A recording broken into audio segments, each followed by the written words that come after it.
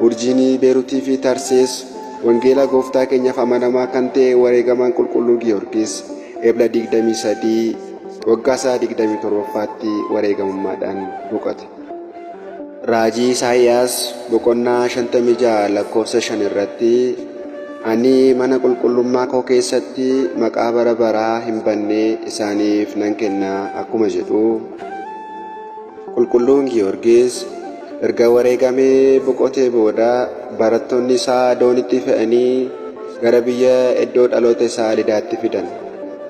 Haa ta'u malee yommuu gara biyyaatti fidan abbaan isaa Zorontoosii fi harmeen isaa Teoobistaan akkasumas obboleewwan isaa dubartiin isaaf kaadhimamtee turte sun hundumti isaanii du'aniiru. Kanaaf eessumni isaa kan Indiriiyaas jedhamu foon wareegamaa qulqulluu Giyoorgisiin bartoota isaarraa fuudhee uummanni biyyattiis ba'ee hangafti Phaaphaasii Yerusaalem waamamanii dhufan.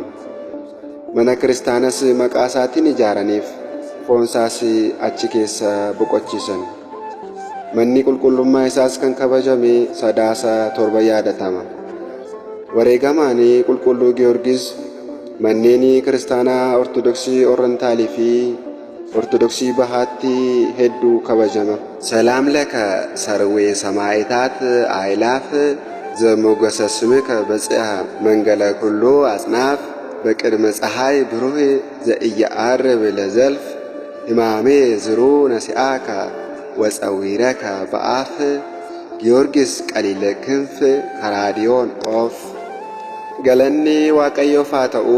Waaqayyoo waadaa qulqullicha Giyoorgisiif kenne yaadatee nutti haa araaramu. Sugni isaas nu waliin haa jiraatu hanga bara baraatti. Amiin.